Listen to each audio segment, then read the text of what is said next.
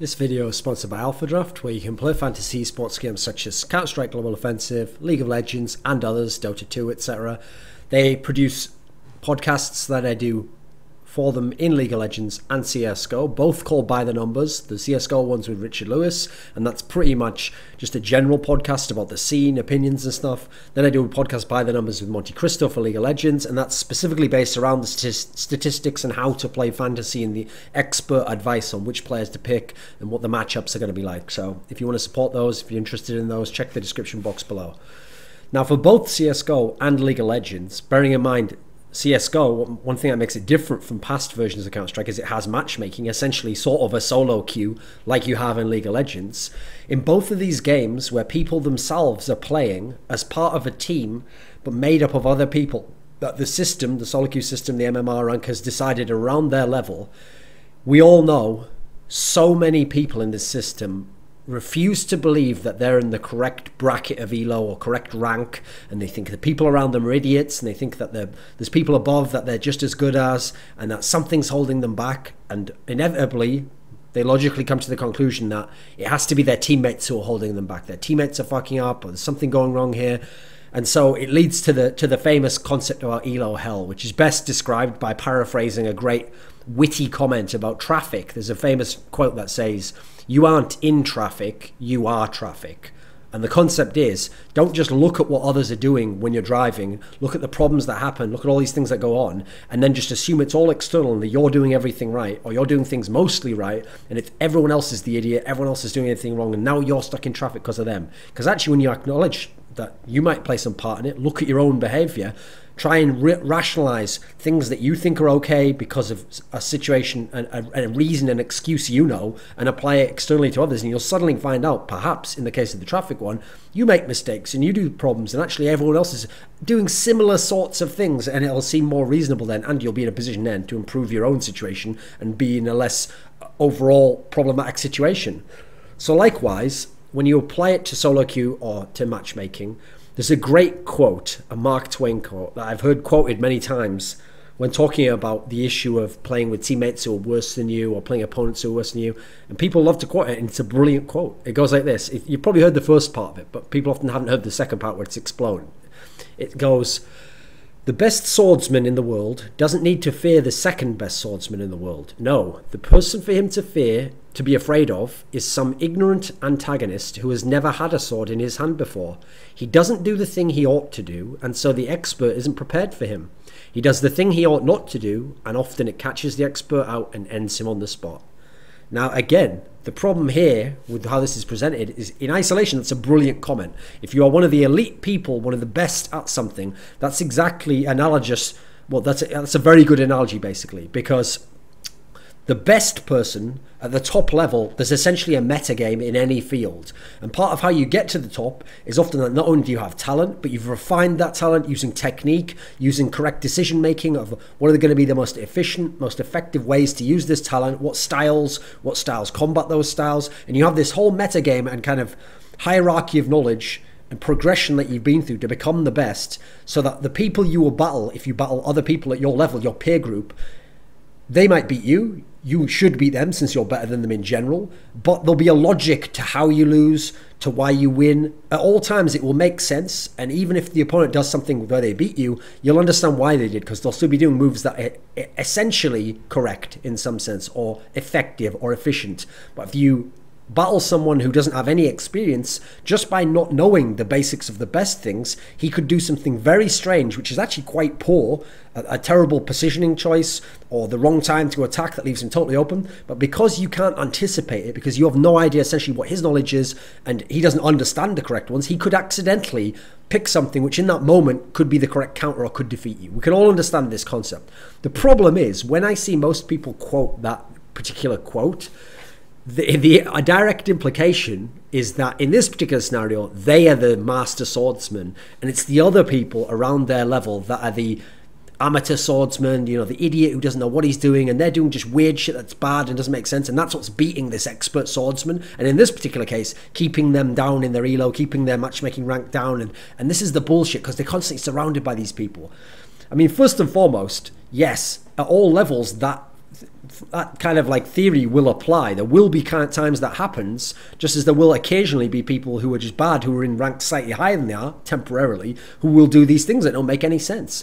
The problem with it in general is there's lots of ways you can break it down where that's actually not going to apply to most people in most situations. Essentially, what you need to understand first and foremost is sometimes that will be you. You're the master swordsman. But first and foremost, just for the sake of intellectual honesty, let's go ahead and admit, and if you can't admit this, this video is going to be of no use to you. Sometimes you're the swordsman who's the amateur and who's shit, and you succeed because of that. That's a very important point to understand. Because first of all, by understanding that process that you had no problem applying when you were the master swordsman and some lesser guy beats you, you now have to understand that some of your wins, when you win and when you do successful and you win games and you beat people who actually skill-wise might be better than you, might know more about the game, some of those wins aren't ones that you really deserve, as in as much they don't actually show your rank overall to some degree, because you're in the position where you're doing the thing that you shouldn't do but you get away with it, or you battle someone in this particular way that doesn't make any sense as to how you could have flanked them in this way, and you do and you get the kill, and in these particular scenarios you're the bad swordsman. So actually those ones don't count in your favor to meaning that you're a better player and you should be in higher ranks later on. You're actually part of the problem in that particular kind of sense. You are the shit swordsman. You are the Elo hell trapping that guy temporarily. Now, another thing to understand is part of the reason why people will come to this conclusion that they were the better swordsman in this scenario and the other people are the ones that don't know what they're doing is actually because they do this weird thing that gamers do where they have their own metric of how good certain plays are, and then they make sort of a stack, a linear stack of the types of plays that exist, usually based on difficulty or based on understanding the basics of the game. And what they will often do as a result is they will see an opponent make a move that's really dumb. Maybe he really mispositions badly in a particular fight. Maybe he has a poor economical buy situation. He's bought the wrong gun for what his team's situation was. Maybe the opponent's aiming in a way that the technique isn't very pure. Like he's spraying at too long distance, or he's just spamming his pistol from miles away and he's not going to hit any shots. They'll think to themselves, that means he's bad because that's dumb and I wouldn't do that. Therefore, you know, on the levels, he's way down here. And so when he then gets kills or kills me, that's bullshit. I should win because I know not to do that and I wouldn't do those things. Now, the problem with that is it's not actually a linear progression in that particular sense. You can have fantastic aim and not understand aspects of technique and positioning, and you will win out over some people who have really good technique and good positioning sometimes, depending on the situations. Or you could have fantastic aim and a little bit of the knowledge of positioning, and you might be a better player and might be a higher ranked player as a result and do better. Likewise, you can be someone where you might be the bad player who has the good aim. You don't think, well, I've got sick aim, and the other guy, he has much worse aim. How do you get this kill? This bullshit. Or watch your teammate who has bad aim and go, oh, this guy doesn't know what the fuck he's doing. But he might have the proper positioning in that situation to win that situation out. And you might think, oh, I was just lucky there. That doesn't really make sense what he did there. Again, it's not linear. Just because you know one thing down here or you have a strength here doesn't mean that there's like a graph like this and everyone who's at like 80% maximum capacity of efficiency and ability to play the game knows everything in the tiers below, and then it's just the things above that they don't know. No. It's a wide graph, a wide spectrum of things that are possible to learn in the game. And people are all over the area, and in the different components, people are all over the place. Someone has a 10 out of 10 here, but he has a 2 out of 10 here, and he has a 4 out of 10 here. It's all over the place. And that's why you see even pro-level players. A famous example of this is actually Scream, where Scream had taken his incredible headshot aim, and he was actually going way too hard, abusing pure technique of trying to only tap and burst, that actually he was way less efficient in the game than he could have been if he'd had a little bit of a looser style where he sprayed a few more bullets and he tried to get closer in. He didn't only go for the headshot in 1v1s. He could have got more kills and he would have won more rounds. And with his skill set and the proper technique combined and the metagame understanding, he would have dominated a lot more. He was a very good player, but he could have been better actually. That was a weird situation where someone had such fantastic aim and this very one rigid style on thinking about the game that actually, in some senses, he was lesser than a number of pros who were much worse than him and who wouldn't necessarily, in terms of overall chances, had as much success because they didn't have the skill. Now, another thing people do is that they think to themselves, right, well, since I don't make that dumb mistake, I'm better than this player. So this player made a dumb mistake that I can acknowledge is a dumb mistake. And if we all sat down and broke it down now, we would all say, yes, there's the problems with this. It's a flawed understanding. It's a bad timing to do this. Maybe he just doesn't understand the situation. But what they don't seem to recognize is that just because they don't make that mistake, like I said, it's not a linear progression. That doesn't mean they don't make equally as bad or even worse decisions and problems and moves in different areas. So for example, they might be someone who does have a very good, maybe they've watched a lot of pro games. Maybe they have a really good understanding of the basics of the game, of how you should play solo queue, how you should play matchmaking. They understand like positions that you take. They understand times in the game where you're supposed to have certain items or you're supposed to buy at a certain point. They get all that done down. So to them, right, I'm already a level above everyone who doesn't do that. Well, you're not. Because here's the thing. You might then make really big mechanical errors. You might have really flawed decision-making at key moments. I've noticed when you talk about mechanical areas, you can't talk to most people about this. The majority of people have a really, really delusional sense of how good their mechanical skill is. Talk to a normal person who's a friend of yours. They'll think their aim's way better than it is. They'll think that their consistency in performing certain mechanical actions over and over again is way better than it is. And I've realized part of it is because whenever they make what is an amateur mistake, they think to themselves, right, well, I know that's an amateur mistake. So listen, I was just off my game that day. That was a mistake. I didn't mean to do that, etc., etc. And they'll only count when it goes right. Like, so in their brain, they think to themselves, right, I want to do this. And then they mechanically try to do it. And so when it works, they go, right, that's the baseline. That's how it should go. If I'm feeling all right, you know, if I've had enough coffee, if I'm not too tired, if people aren't fucking with me in the game and tilting me, that's how I normally play. No, that's ideal. I mean, if we could think about it logically, if you could just do that, transfer what's in your brain tangibly into the world, then as long as your brain was really good, you'd be the best player in the world. You'd be fantastic. You can't do that because you've got physical limitations such as mechanical aspects. You have difficulties in terms of technique of having practiced certain things over and over, or sometimes your decision making's off. Like you think this is the correct thing to do, but it wouldn't be, and you'd have to be much mechanically better than you are to pull it off and make it work. But people don't think that way. And so as a result, you play with people and they make these mistakes and they just ignore it. And they're delusional about the fact that they make these mistakes. And crucially, a lot of people, when they make those mistakes, they are mistakes that if they just worked on the very basic fundamentals that beginners learn over and over and over, and they did these each day, they would improve in that area and they'd make a lot less of those mistakes. That's what a lot of people don't do though. League of Legends players and CSGO players.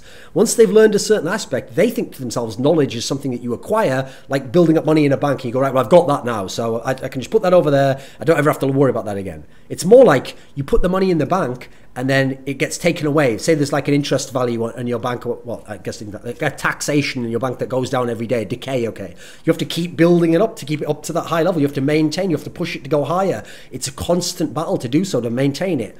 Fundamentals are so important that the greatest players in all sports, hockey, fucking football, what else? Basketball. These guys, the best players of all time, Michael Jordan, Wayne Gretzky, etc. They don't just like learn how to stick handle, learn how to do this, and then go, right, well, I know all that, so all I'm going to do is practice advanced shit now, you know. No. People like Wayne Gretzky, Sidney Crosby, they practice stick handling every single day and for longer than their teammates because they're not just good at their fundamentals. They want their fundamentals to maintain the highest level they can possibly get to. Then they add in great decision-making, playmaking, ability to visualize the game, working with teammates. They add all these things in on top of that. So the same in League of Legends and CSGO. In CSGO, you've got to practice your firing techniques. You've got to practice the proper techniques in this sense. You've got to review demos in this sense. In League of Legends, you've got to understand how to CS correctly. You can't just let that skill go and go, oh, I know how to do it, I just missed that CS there. That's the whole point. You don't if you've really built this thing up. So in League of Legends terms and CSGO terms, I can give you a perfect example for both, where people have this delusion that they're better than they are, but if they actually thought about it, they're making these key mistakes, which in their own way are amateurish. So a League of Legends one, it's perfect. I don't even have to talk about kills, I don't have to talk about rotations.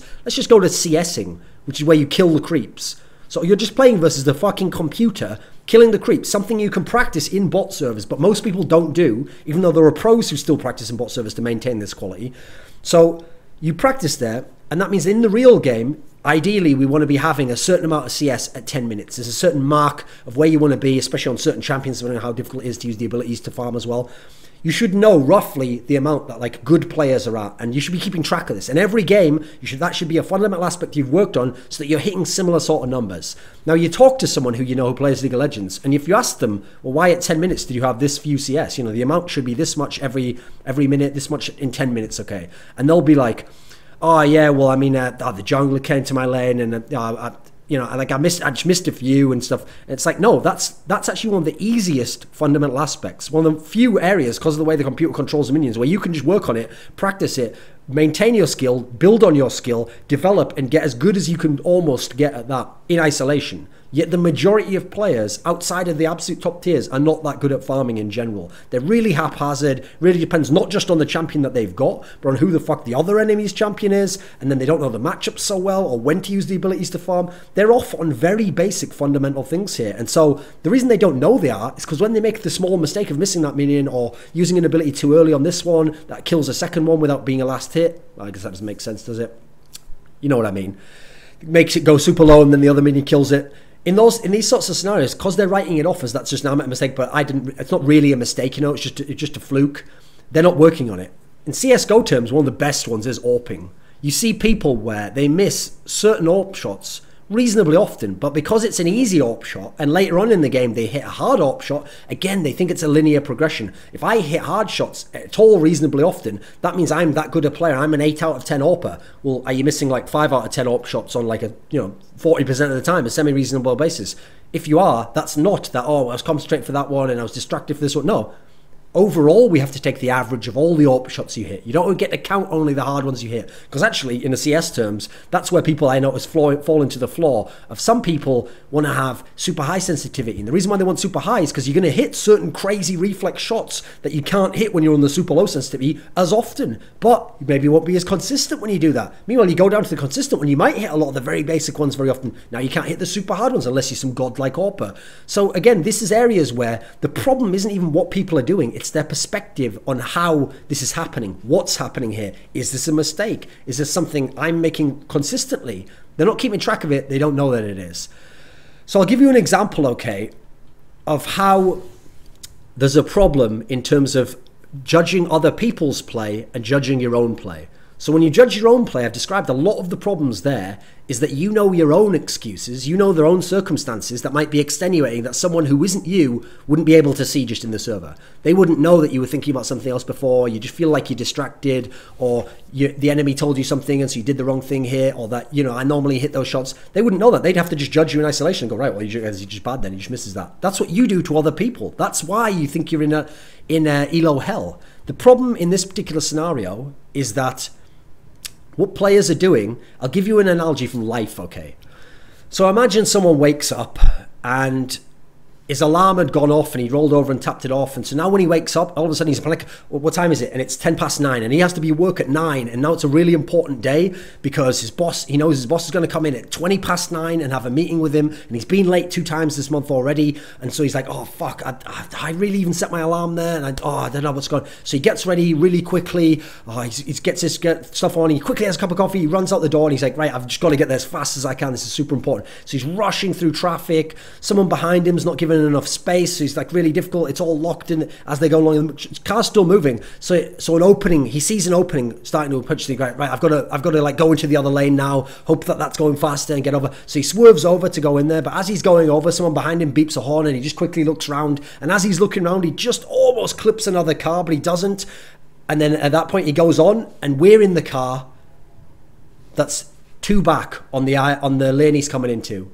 And so we don't know any of the first part of the story. We don't know about him rushing for work. Don't know that he's doing that. So what do we conclude when we see him do all this stuff?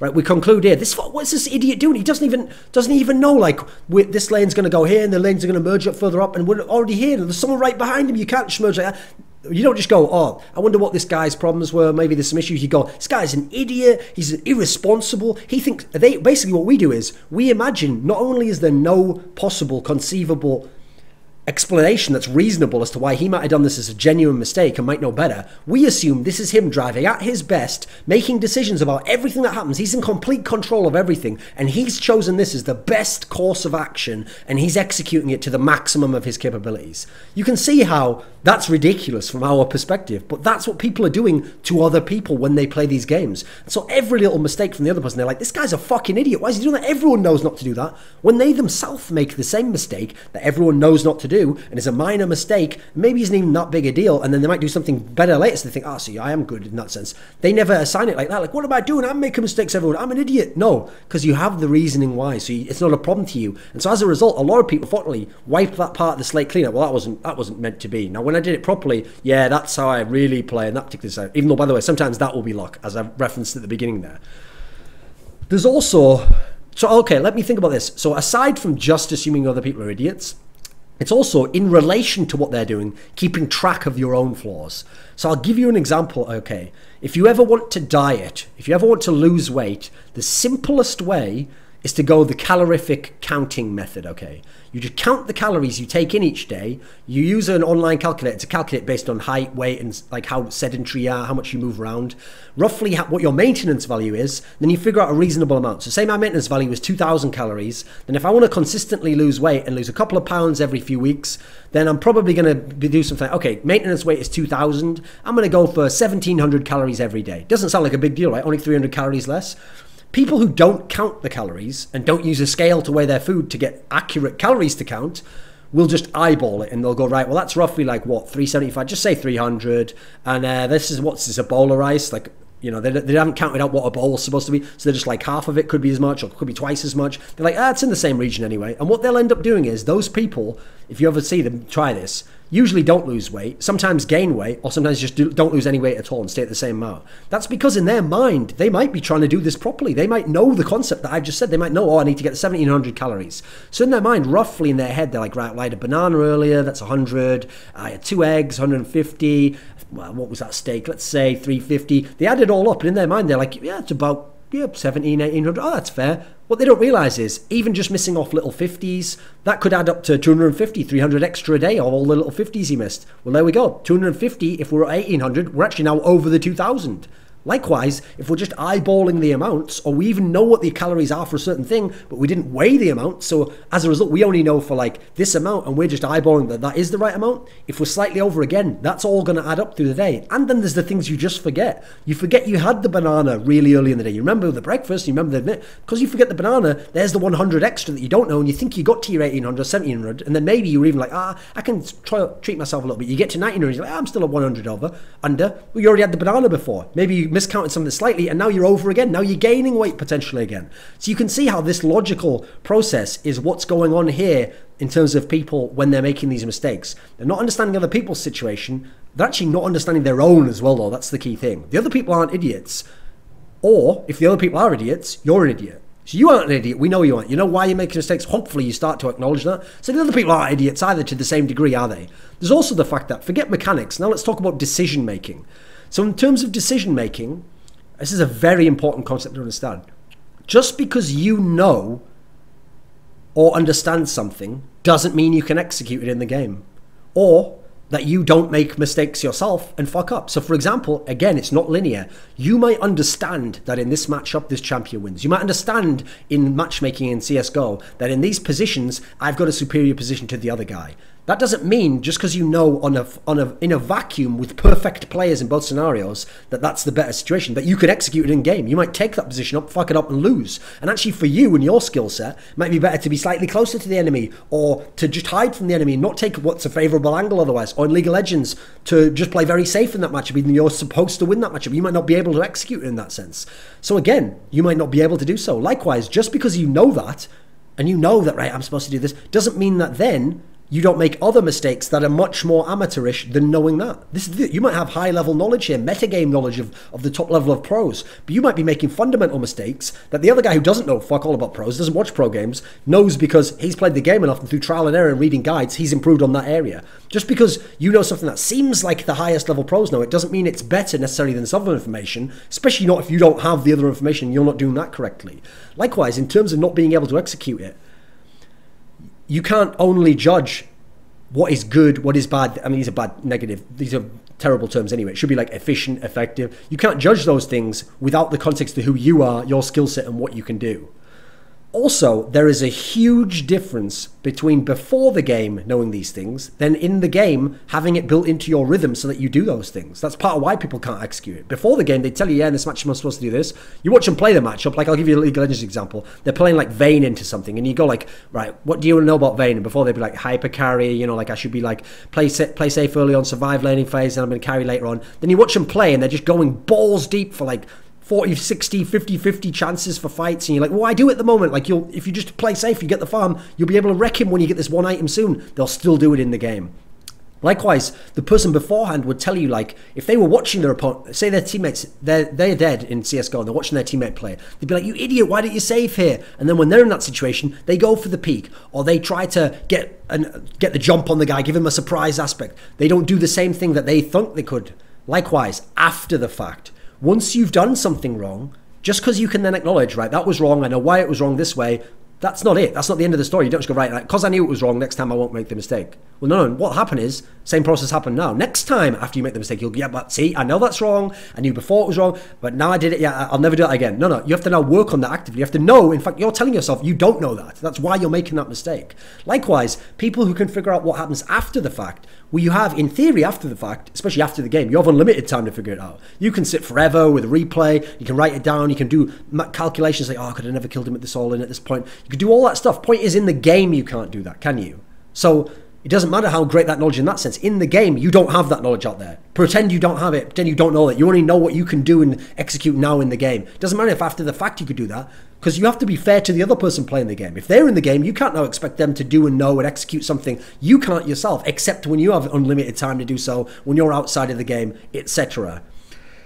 Likewise, in this particular scenario, when I gave the famous quote before, like, you aren't in traffic, you are traffic. Well, I've actually got a funny traffic-related issue. So a study was done into traffic years and years ago. I remember reading about this. And one of the main reasons why traffic happens, where you have, like, terrible traffic, where you're not even moving, they just halt to a stop, and maybe you have to wait, like, 5 minutes, 10 minutes, an hour. Then it starts up again, and you go another 100 meters, half a mile, and then you have to stop again.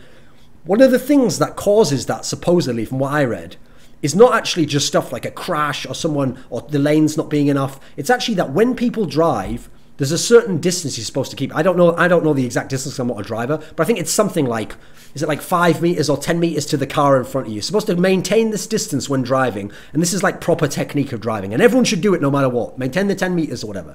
Most people don't do that. When they're going quickly, especially if you're in the fast lanes, etc., they just go as close as they can to the car without the car crashing after worrying in that sense. You don't get right up the guy's ass, but you go close enough as you can because you want to go fast as well. You want a chance to go past people. You disobey the fundamentals that you know from learning about driving you're supposed to do. But because everyone disobeys those, everyone thinks they know, but then it doesn't apply to them. Because everyone disobeys it, they get into these weird situations where, as a result, when something does go wrong, this guy like veers off a little bit, or he isn't going quite fast enough, or the lanes do merge. Now, because there's not the 10 meters, there's not enough space for people to adjust accordingly, or to the car front to slow down a little bit, but it doesn't make everyone slow down. And now the person behind them has to put on the brakes, stop, and then the person behind them has to stop, and the person behind them has to stop. And the whole process is slowing down and going worse than it needs to be if everyone had this little buffer zone. And because everyone's doing it, which is like what's happening here, tons of those other people making fucked up mistakes in solo queue, in matchmaking, do know, they've watched pro games, or they do know the fundamentals that wasn't the right move.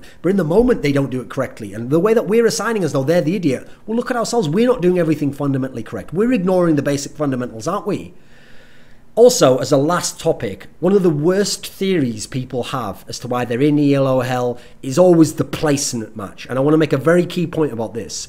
If you've played League of Legends or you've played CSGO and you play your placements, okay, so at the beginning of starting a new Smurf account, you play, I can't remember how many it is, 10 games, 30 games, whatever it is in each of the games. When you've played these games and you get placed in a certain rank, you might have done it one time, and one time you got placed in a higher rank than you've ever been in since. You got placed into, I don't know, Gold Nova if you're in CSGO, or maybe in League of Legends you got placed into Silver, and then later on you got demoted to Bronze, and you could never get out of Bronze. You now think to yourself, fuck, I'm in ELO hell. I was playing so well initially, and I got where I should be, and then after the fact, I'm in a lower rank. Without knowing your play, I can, with a 99% accuracy, I can tell you, any of the people who say that, actually what happened is, it was initially that you were in the wrong rank. there was such a small sample size on the initial placement games that you actually fluked it and you got to a higher rank than you should have been, and for however long you stayed there, usually a brief amount of time, that's why people say they had some sick bad beats or whatever, then after playing a bigger sample size, the game naturally was able to adjust you to a more reasonable level, which is where you are now, and that's why you can't get out of it. That's entirely logical. I've played with people who were bad players in CSGO, people who are friends of mine or friends of people I know, and they would be like playing their placement ranks, and they'd get like a decent rank, and I'd be like, all right, I didn't know he's that good. And then I'd play with him, and I'd be like, this guy's terrible. And about a month later, sure enough, he'd be way right. He'd have dropped 2 or 3 ranks, he'd be way lower, and they'd just be telling me the same thing. Oh, yeah, something went wrong, like my placement. And I was like, actually, when I saw you in the higher rank, mate, to be honest, I thought, like, how is he even in this? Doesn't really make sense. Like, he's got really fundamental positioning problems, doesn't seem to understand mashups in this sense. That really happens. But to them, that's why they think the ELO system's broken, and they want to make another Smurf account, because they want to try again for the small sample size to get the unfair, skewed one, to them to be the shit swordsman versus the better one, and to get in a higher rank, and they think, right, now I'm finally where I am. It's not the way it works. It's unrealistic. It's a good reason why good players continually rise the rank, continually make their way, and people who are learning, but stuff that you can apply, do improve and do gain ranks and do gain ELO in whatever the game you might play. So thanks to Alpha Draft, you are ELO hell. Not Alpha Draft, you. Hey guys, this is Patrick Carl Sattermoon. You might know me as the guy with the most IM medals in the world, or something like that. I'm also the CGO fanatic, and you're watching Duncan Thorin Shields YouTube channel. Yeah, pleasure being here.